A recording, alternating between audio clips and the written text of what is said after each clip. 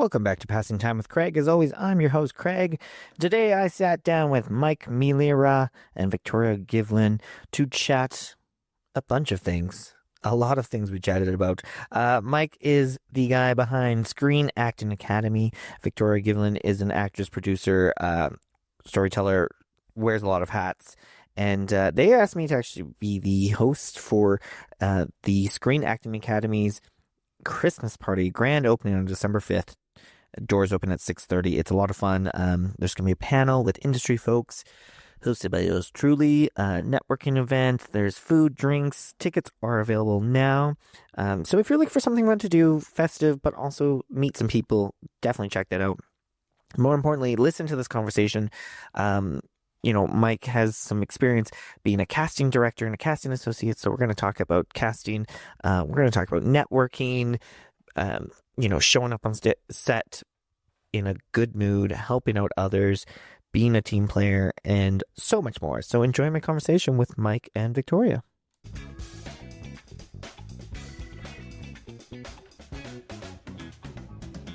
Thank you guys for being here today. I'm very excited to chat with you both.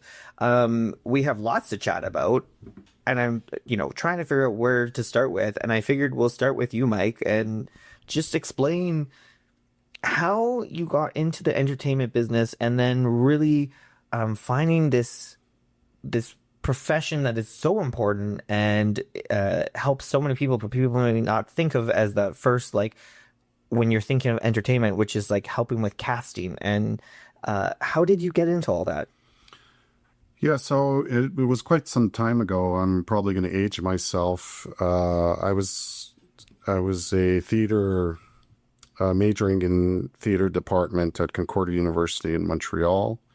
My minor was film studies, and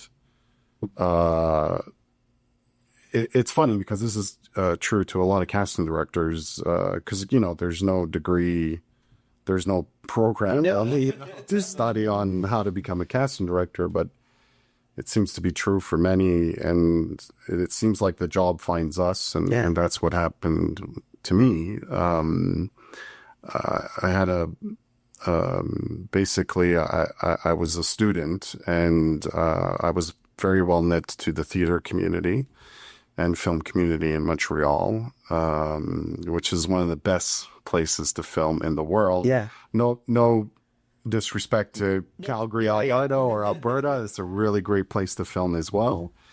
But home sweet home, as they say. Yeah. And basically an associate of mine, funny, but yeah, I haven't seen him in years, but he approached me to get involved in casting at his casting office. And but he said, it's full time. I don't think you would be able to continue school. And so I dropped out. Yeah. I was a school dropout. For me, it was there was no question. First day he gave me the tour, his casting office was at Mel Cité du Cinéma, which is the biggest studio in Montreal, Quebec. And the first day I arrived, where he gave me a tour, I bumped into Robert De Niro, which there's a picture when you come to my studio in Calgary. You'll see me with Robert De Niro having a Corona. At Norton, I just saw an array of stars, and, the industry was very active at the time. And so for me, it was a no-brainer. I was like, I'm in, I'm all in. So I dropped out, and I did casting in Montreal for 10 years. Yeah.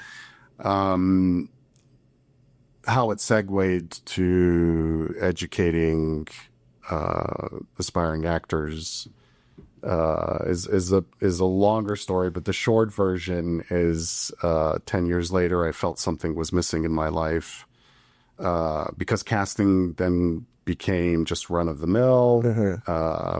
And so my artistic self was somewhat dissatisfied.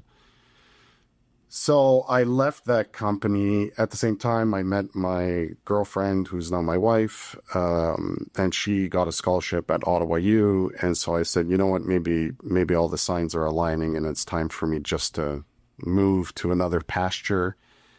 And so I did. So I quit at that casting office. I returned 2 years later after moving to Ottawa. Yeah.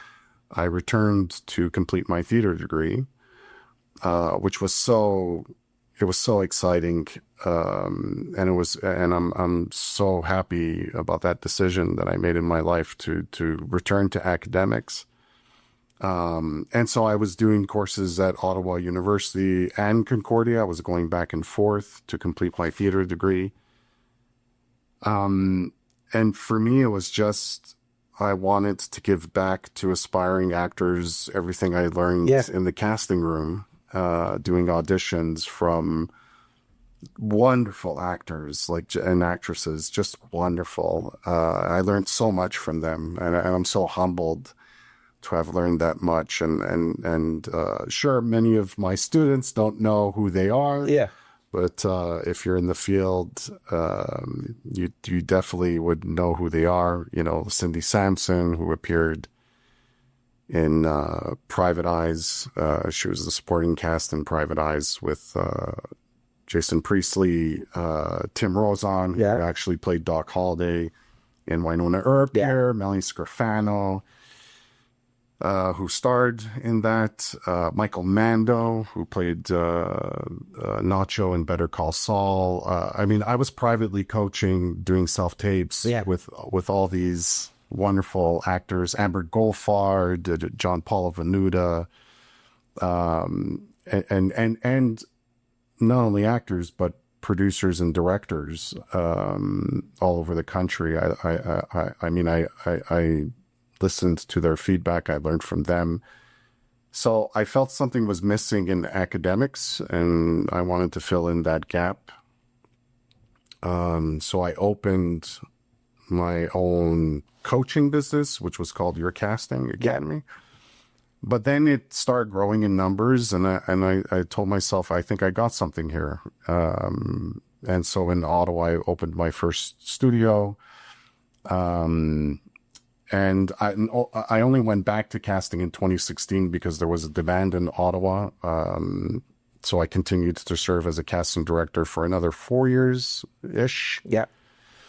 And I casted about 10 movie of the weeks there. I casted a TV series called Saint Nickel. So I went back in it for a while, and then I was like, yeah, I'm done again, just to focus on the school. Yeah. And Screen Acting Academy was born, in fact, in 2012. Yeah, I've been teaching aspiring actors ever since. Wow. Yes. Quite a journey. Yeah. Sorry for the long-winded. No, it's good. It's good. Well, now, Victoria, when did you get the entertainment bug? When did you know you were going to be in this field? Ooh. I mean, my family had me doing a lot of performance-based sports when I was young. Oh, yeah. And I actually didn't take theater because I thought there was enough just drama in school. Yes. But Which was ironic. That bad sign, right? no. But I did do public speaking in different languages, and I was like high performing in provincial sports for track and field and volleyball. So performance has always been a thing. But yeah, I mean, I kind of slipped into it. I graduated high school having been bullied through school and started some modeling that way for confidence. And then when I moved to Ottawa, I was doing my undergraduate in criminology and psychology. I'm originally from like Kitchener-Waterloo in Ontario. Nice. Yeah, so I did my undergrad. And while I was doing that, I, networked with people in the fashion industry. And one day someone posted about background acting. Yeah. So I was like, sounds fun, right? My friend was in it, so I went, and I just fell in love with everything about it. Yeah. The industry, how complex the story arcs are, the emotions that we're having, these universes we're creating and tearing down, like so cool. And Mike Migliara ended up, being one of the casting directors at that time. And I did background a few times, and they kept putting me right wherever the camera was, beside the principal actors. And he said, would you be interested in taking my program at the Screen Acting Academy? And I said yes. So I had a lot of fun. I learned a lot. I've done it a couple times now and just continuing building that. But yeah, at like 21 this is going to age me too, but like Mike Migliara and I met. So I call him like my godfather in the film industry. I respect him so much. And yeah, so that would have been about 9 years ago at the Screen Acting Academy in Ottawa. And then it just kind of coincidentally, we clicked. We supported each other with our film stuff and our training. And Mike really does make a community and a team out of who he has with his students at the Screen Acting Academy. So he was a mentor and still is a guide as we're kind of navigating through this industry. But yeah, it's been a lot of fun. I've done a little bit of everything from short films, movie of the weeks, Netflix TV shows, feature films, video games, voiceovers. It's all a blast to me. So I just thoroughly enjoy it. And as the industry, you know, Mike's big on, you know, fight for the underdog, do it because you have so much passion for it. And I've had a camera in my hand since I was like 12. Yeah. So when the industry made us become the actor, the editor, the videographer, the cinema, like all these things, I was like, okay, cool. And I enjoyed picking it up. Yeah. And so now, like, I've been producing, directing, writing, whatever the project may be, I'm happy to be on set and support if it's for the right cause and the right story. And Mike and I are producing some awesome stuff together. So That's awesome. it's kind of built up. But yeah, same sort of thing with Mike. Like, I got in there, I felt the energy, I saw it, and I was just so amazed. I was like, yeah, this is, you know, slow and steady wins the race, but this is life. I'm not. Yeah, I'll build other things, but I'm never going to completely leave this industry. I love it so much. It's a great industry. And well, so I want to get back to you, Mike, is, you know, talking about, before we get to like the academy, talking about being a casting director, and, you know, as Victoria's talking about doing background stuff and then just kept being placed in the right position beside principal actors. As a casting director, when do you see that spark from someone? When do you know, oh, this is, and like, is it those quick few seconds when you're having someone come in that you're like, this person is definitely a yes, or this person is definitely a no? What is it when you're casting? It's not a single answer. I mean, yes, sometimes you could tell just when they walk through the door. That doesn't happen anymore, right? Right. We don't audition in person anymore. That's never coming back. That's gone in the past. And do you think is that a huge problem for industry? Like, would it be nice to have that back so you could have that instant? For me, it's just more fun in person. I'm just an old fogey, you know, and I enjoy it more. But it is tremendously spectacular on what has happened. Yeah. I mean, you know, in the old days, recording in Super VHS and 3/4 inch in person, those mechanics were difficult. They were labor intensive to reach. Just to get to schedule actors in an audition session was super labor intensive. We're talking picking up the phone, calling talent agents, leaving them a message because they don't pick up, and then we don't pick up either, and just phone tag forever. My worst nightmare. We're sending our tapes to Los Angeles. Yeah, sending our tapes to Los Angeles. Everything was analog, and then you have to wait for the EPs to say, okay, we want to show now the network, and so they would send a tape back or notes back, and I mean, it was long, right? So pre-production, which involves casting, used to be 3 months. You see what I'm saying? Yeah. But in the tech era, you know, from 2006 onward, I mean, even 2006 was a little problematic because it was DVD burning and all this other tech that was still labor intensive.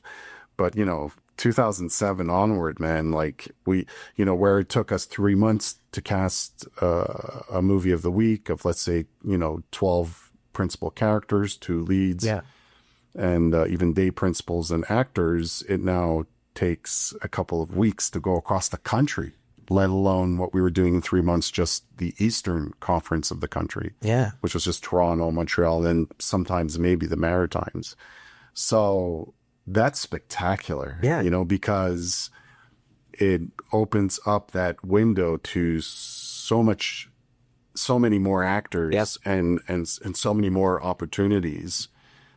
Yes, it is more challenging for the aspiring actor to penetrate the market. But, you know, there's strategies in place whereby it does work. No matter the numbers, right? But yeah, you could go across the country now and just in 2 weeks, you've pretty much seen everybody online and virtually. So, you know, sometimes it is through just a headshot, you get a feeling. Sometimes it is through the demo. But then, you know, there's also, you could spot talent that needs to be developed as well. Right. So they're not ready for this large principal or supporting cast or lead, but they got something, you see? And so, you know, I think for aspiring actors, the most important part is getting on the list. Right. And we have lists. And so as soon as you're on that list, there is a plan for us to develop your talent, and not necessarily through workshops, although those help, but just through auditioning, just through that mechanism in place of stepping on your mark and, you know, doing what you do best and giving it your all, you know, more than once in repetition. It's funny. I have a little bit of a story. There's 2 times whereby I made a bet with my casting associates that this person's going to get, and I literally wagered $20. There's 2 times that I did that. There was one time, it was 2001, Jim Donovan, if you're listening, you were part of this story. We were in Toronto doing in person casting, and I went outside for a cigarette and I bumped into someone doing lines. And the lines, I recognized that the lines weren't my show. So there must have been in the same building another audition session. And I looked at her and she was smoking a cigarette and I was smoking a cigarette. And I was like, oh my God, and we were a week in Toronto and this was the last day. And I was like, I could feel the heat from my producer, director saying, we haven't found our lead. And this is getting nerve wracking because we got to find our lead before we leave here. It was that tight in production schedule. And I just had that feeling. And I walked back into the audition room and I said, Jim, I found your lead. You just got to give me 15 minutes. I got to go talk to her. I got to see if she could do a cold read. Is that okay? And he said, sure, more the merrier. And so I went back outside. I introduced myself. Her name was Laura Jordan. And she auditioned and she got it on the spot. Wow. Wow. Yeah, that was very young in my career. And I earned a casting credit for that, a casting director credit for that. I was just a casting assistant at the time. And, but that's how strong it is sometimes, you know, you just have this feeling. So, you know, it's quite a spiritual journey because you're looking for that spirit that becomes harmonious with the pages. Sometimes it's not what the character description says on the character breakdown that we distribute. Sometimes someone brings a contribution that is just emanating from their spirit. They actually are. And it just magic. There's magic. There's a great one that's always stuck with me. And it's Dr. Bailey on Grey's Anatomy, who is this she's a short black woman. But that character was supposed to be like a tall white dude. Right. And she was like, I think there's something else here. Right. And now she's been on this long running show playing this character for over 2 years or 2 decades. Because yeah, sometimes, but it's not going to work for everybody. But if you can find a way to make the character where, yeah, if there's something that's very much the whole point is like, this is a father, so maybe it has to be male identified or something like that. But if there's so much more they can do with it. For sure. I mean, it happens. It's the power of the actor. It happens more often than you think that it's sometimes gender identified as female. Yeah. And then we're like the reverse. No, it should be a male, or the reverse. Yeah. And vice versa. Yeah. And there's other examples. There's pretty much a lot of evidence out there where that does happen, where that power from the actor changes what the writers and the production team has in mind. Yeah. And then that's a great example from Grey's Anatomy. But there's plenty of evidence out there. Hey, back to the Future. If you watch behind the scenes, it was supposed to be Eric Stoltz. They even filmed 3 months production. They were like, no, it's got to be Michael J. Fox. So there's. I love reading the behind the scenes and seeing the interviews because Eric Stoltz is like, yeah, it was like 3 months of being filmed, and the others are like, oh, that was only like 2 weeks, and it's like there's enough evidence to prove that they went a long time. Another great example, and Michael Mandel explains this if you go on YouTube. There was a video game that I was casting for Eidos Montreal. Hans was the program director, I believe that was his title, and I was a new casting director in the video game scene in Montreal at the time.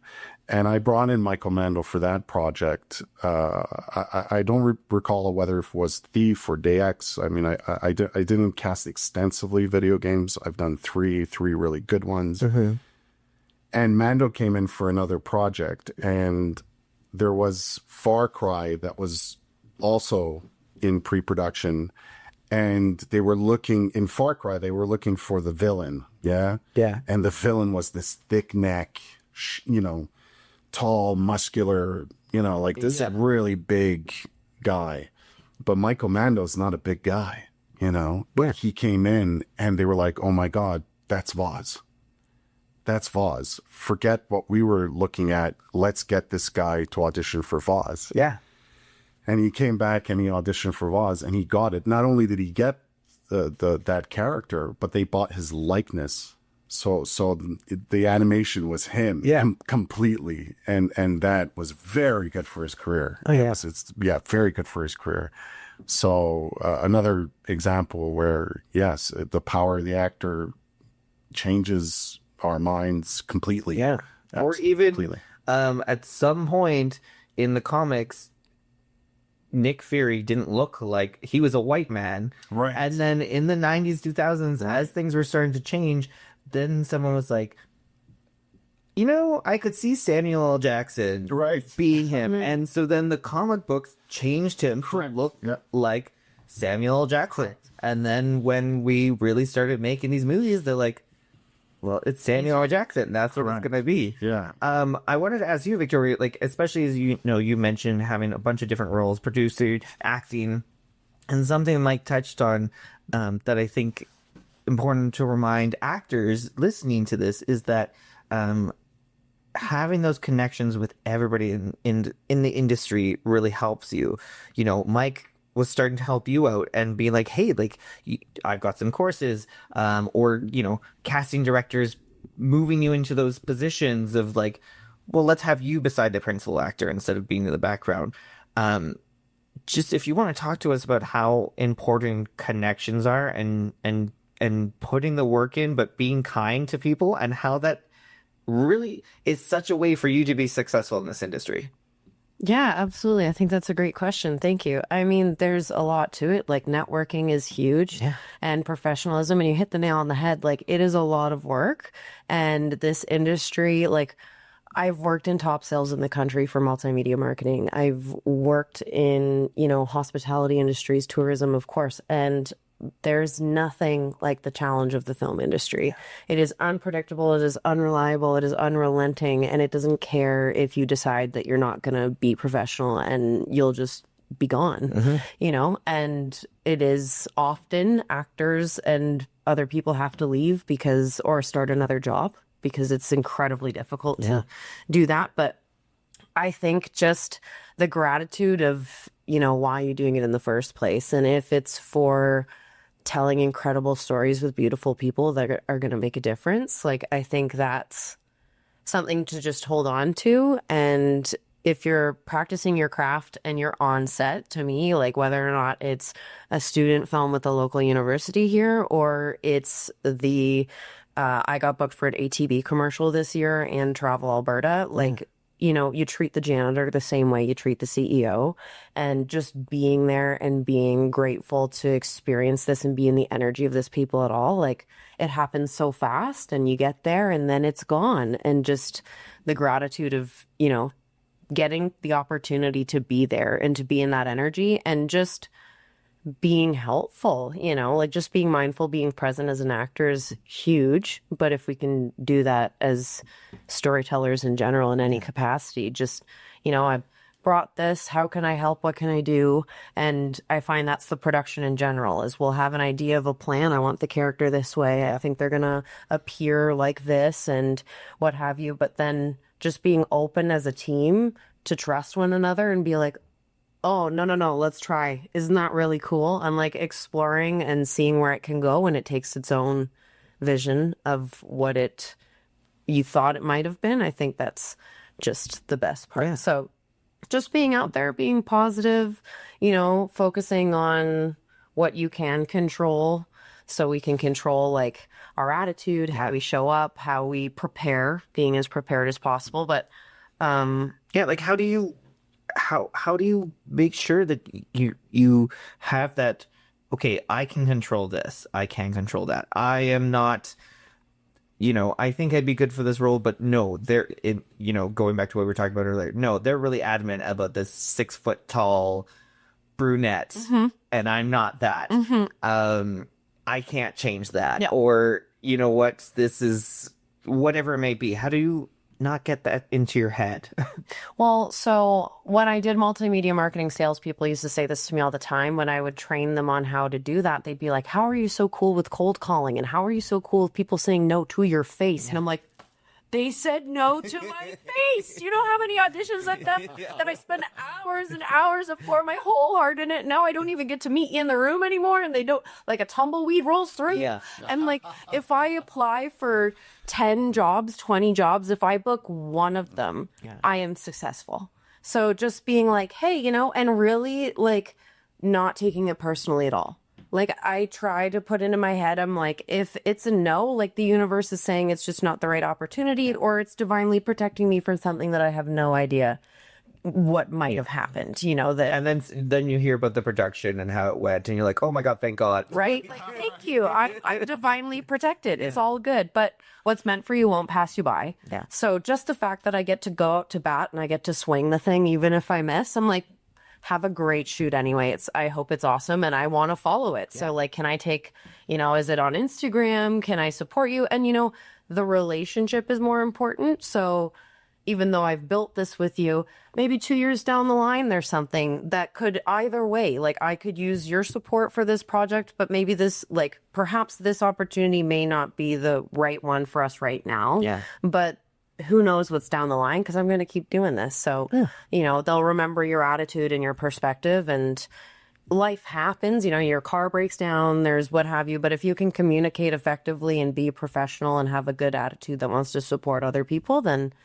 people notice. Yeah. Yeah. The other thing too on that regard is many aspiring actors don't know the casting ecosystem and what happens in the casting office. And so, many of the times we are bringing you in to put you in what I call, and many casting directors call, the vault. Okay.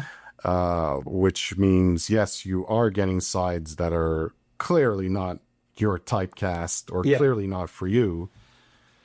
But the idea is we're bringing you in to demonstrate to the production team the talent pool that is being offered, right? And so we do many of the times a lot of pre-casting and put you in the vault and just do these sides, especially if it's episodic television, because at one point or another, we need to know, out of the tonality of the show and the genre, who in this entire ecosystem, so that we can move quick from episode to episode, who are we going for in general. Yeah. And so when aspiring actors know that, then there's a lot less tension that forms or frustration, because they know, well, no casting director is going to bring you in for a tape to waste any time. Yeah. So that is one of the reasons why an actor sometimes comes forward and is like, well, clearly this is a teen part. We just want to see what you have to offer. And at that point, it's the actor's job to do their homework and do what they were trained to do, which is, scene scoring. Beyond beats, scene scoring is more adding all those variables like tonality, genre, your own contribution on what your attitude towards the characters and text is. So, and then the other thing about networking too is yes, it's super important, but it's not like any other business where it's shaking hands so much, and there shouldn't be a pitch. It's not really a pitch. You have to present yourself just to become part of that ecosystem. Right. You have to be a part of the community, period. Yeah. And so, yes, they're networking events, but if you're going there with a headshot and resume, you've got it wrong. It's more just getting to know each other on this more than just the surface. Yeah. So most conversations when I was networking didn't even include, so what have you done? Yeah. That was maybe more at the end. It was more, who are you? And we would talk about films, and we would talk about what's out there now and who's exciting and which film that is out now is doing it for you. Yeah. And then literally at the end, it's very fast. So you'd have 20-minute, 30-minute conversation of getting to know who these people are inside, and then it's surface stuff. All right, so you have a card. Let's go. Yeah. Let's follow up. So what do you do again? And that 30-minute conversation, only 5 minutes is the pitch, even less. Yeah. Sometimes, right? And so now talk to me about some of the courses that you offer at Screen Acting Academy, because I was looking on your site, and you have so many different instructors on there, so many different options for people, because there's those aspects too of self-tapes and things to learn. So talk to me a bit about some of the courses available. So the main course is it's our acting program that is a class frequency of once a week. And it's a leveled course. It's cohort based. So level 1 through 4, and level 4 you graduate. So it starts at beginners, and then it goes to mastering, the audition platform. That is our main course. But then from there, our students present, such great dexterity. There's a student right now, his name is Tim, and he's got such a voice, like you, Craig. It's distinctive, and it's a great voice. Oh, thank you. So when we can end the podcast now. I was just looking for a compliment. No, yeah, like not just a typical radio voice that's deep and resonant, but like a distinct voice, and so with those particular students, then we tell them, okay, well, maybe you should do acting with your voice, which is development for voiceover work, whether that be animation or commercial. And then some, are, they're feisty and they got action in them. And so we say, okay, well then take stunts with Sean Dechu. That's more in Ottawa, because that's where my flagship is. I just started here in Calgary. Sean's so cool. Sean's the best. Sean Dechu, we love you. We love you. But then there's Karen Cleach, who's and there's a lot of things going on in Ottawa now that I live here, but I miss them tremendously. But Karen Cleach does just improv, and she's just a master at auditioning, and she also does commercial voice acting. I know some of these classes are remote too.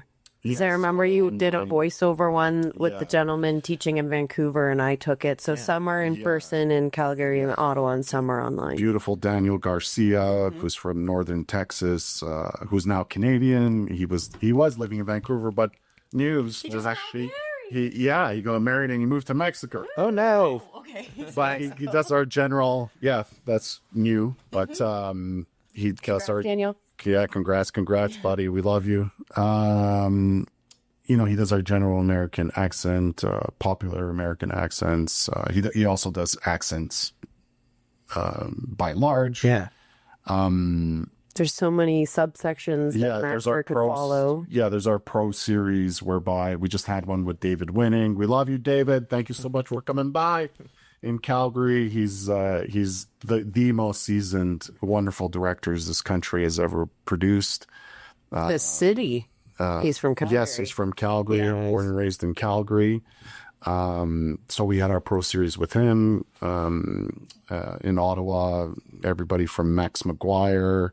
Love you, Max, brother. You've got some classes in Edmonton happening too now. Yeah, we had Jill Allen, wonderful, beautiful, amazing director and producer in Edmonton. There's a student of mine, Paul Ford. You're doing it, brother. Who just signed with a really, really top tier, beautiful agent. Nice. All on his own, not with my help. Yeah. No, we booked the session. He says, I'm sorry, I kept the session, but I already booked the agent. And I was like, of course you did, because you're just wonderful. Go on his Instagram channel, everybody. You're going to see him doing clips, and he's just absolutely fantastic. So I mean, it just depends on the student and what you want to get out of it, what you want to, maybe you've been out of the game for a little bit and you want to come back, or maybe you're just, I haven't been acting in a little bit, so I need a refresher, or there's something you want to, and I want to highlight something that you mentioned, and you got excited about, because I feel like people forget about this, but there's so much voiceover work, and you can be based in Calgary. I know several people. We've had people on the podcast. We got people coming up on the podcast who are voiceover, whether commercials, cartoons, video games. There's such an opportunity, and I think that's and you can be so creative and have everything while wearing your pajamas, right? Which is a great positive thing. Exactly. So yeah, I think that's something that people kind of forget about. That there's that option for you. Yeah, and I don't think. Actually, I do. I know as a fact, most students don't know they don't know the magnitude and size of video game. Yeah, and it is a multi-billion-dollar industry alone, and it's the bread and butter for most actors that I know. And it's basically it's theater in the virtual plane. Yeah. It really so much is fun. It's theater in the virtual plane, and movement has to be economized because it's super expensive. So when an actor moves, it's got to be done gracefully, but with such intention that it's minimalistic, but at the same time speaks volumes. Yeah. And that art is it's just magnificent. Yeah. It is absolutely magnificent. And so many actors, film and television, that's it. But no, the video game world and the world of voice over acting is one, very lucrative, and two, is super exciting. It's just because it's not really talked about. Yeah. It's not really talked about as much as film and television. Yeah. Yeah. Absolutely. So, I mean, people can go to the website and across Canada, obviously, we've mentioned there's a few different locations where people can go, but there's also remote. But very excited and happening soon. Cue the Christmas music. We have this open house Christmas night on December 5th. Yes, that's what was like. I know this. It's in my calendar. You got it. Talk to me about this. Like, we're opening it up. It's a new venue. Is that managed or new collab, right? Yes, yeah. So tell the folks about this party, this opening. What should they know? Yeah, December 5th, 6:30 p.m. It's a Christmas party celebration of the partnership that I formed with Cornerstone College of Alberta. Cornerstone Community College is their flagship is in Vancouver, but they just opened in Alberta. Right. And I formed a partnership with them. We're going to have an industry panel. We're going to have food. Great food and drinks. Yes, absolutely. If you're in the entertainment business, you hear food. Go. Yeah, the tickets will pay for the food. Yeah. We were really encouraging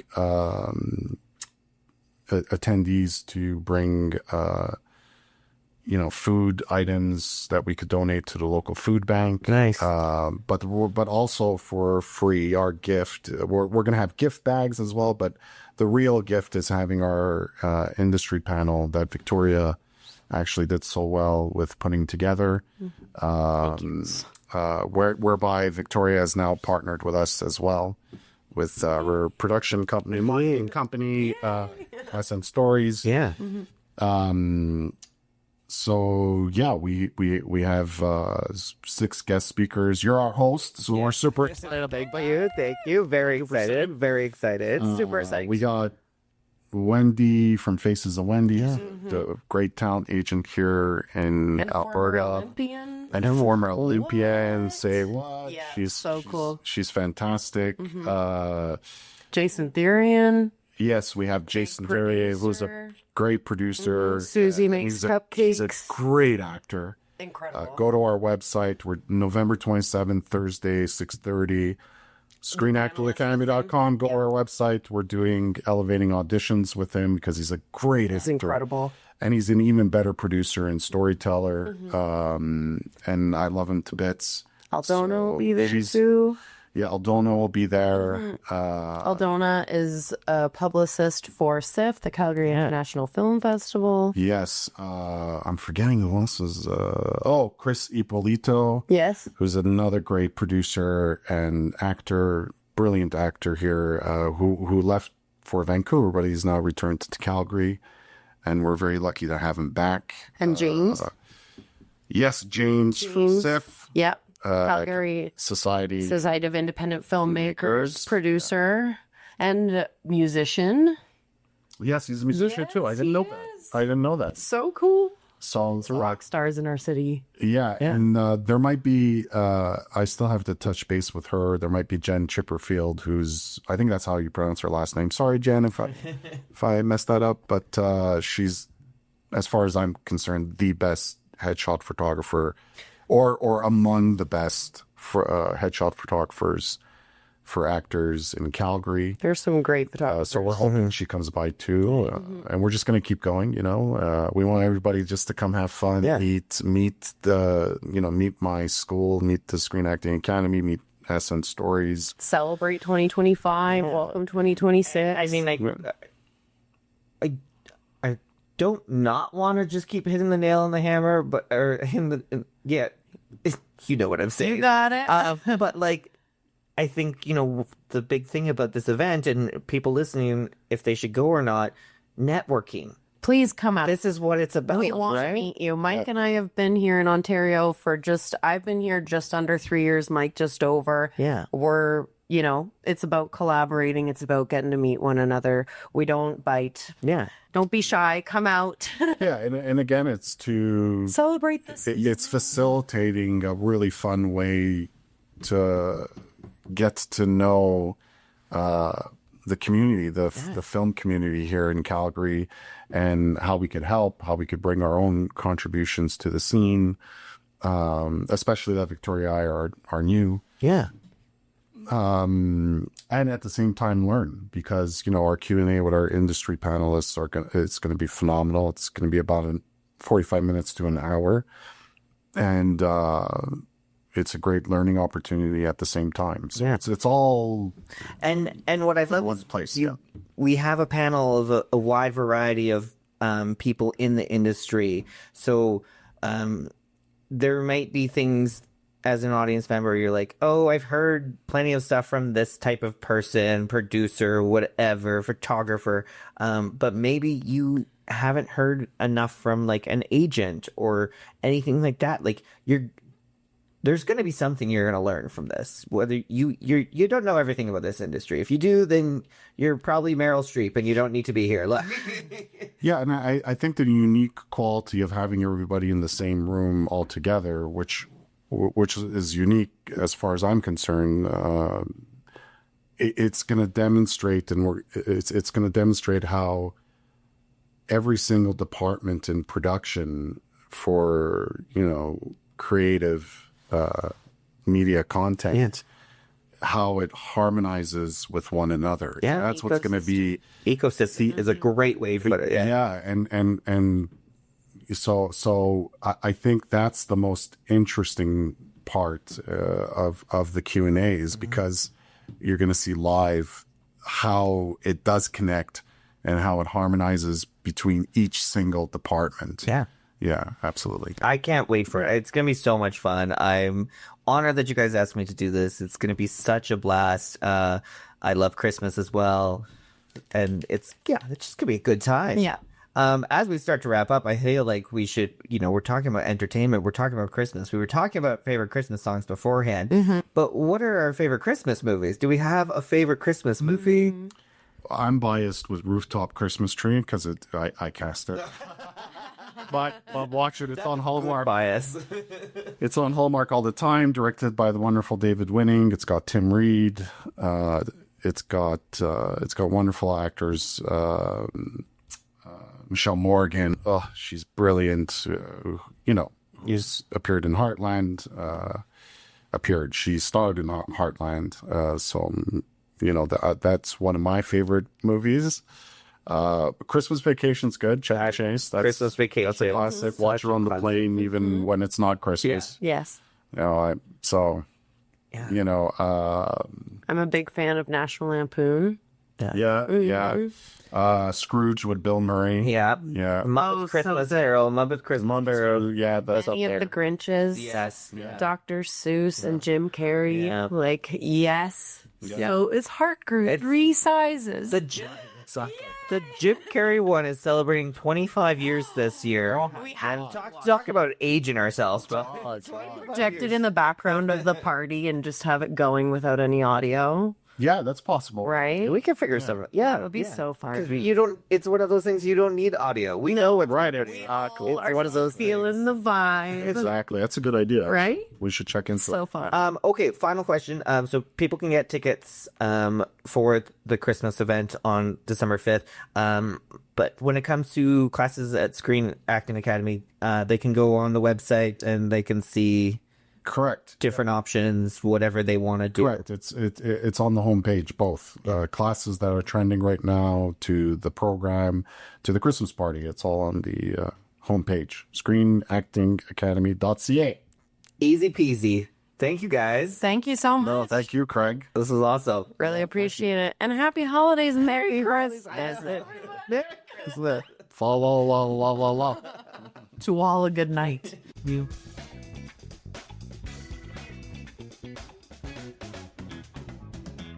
Thank you, Mike and Victoria, for joining me on the podcast today. It was a great time chatting with you both. ScreenActingAcademy.ca is where you can go if you want to sign up for some courses, classes, or get tickets to the big Christmas party grand opening on December 5th. I will be there, so it's going to be a lot of fun. Doors open at 6:30. Definitely check it out. More details on their website, screenactingacademy.ca. Thank you all. Make sure to follow me on social media at PTW Craig, Passing Time with Craig. on Facebook and Instagram. Otherwise, we'll chat soon. Bye.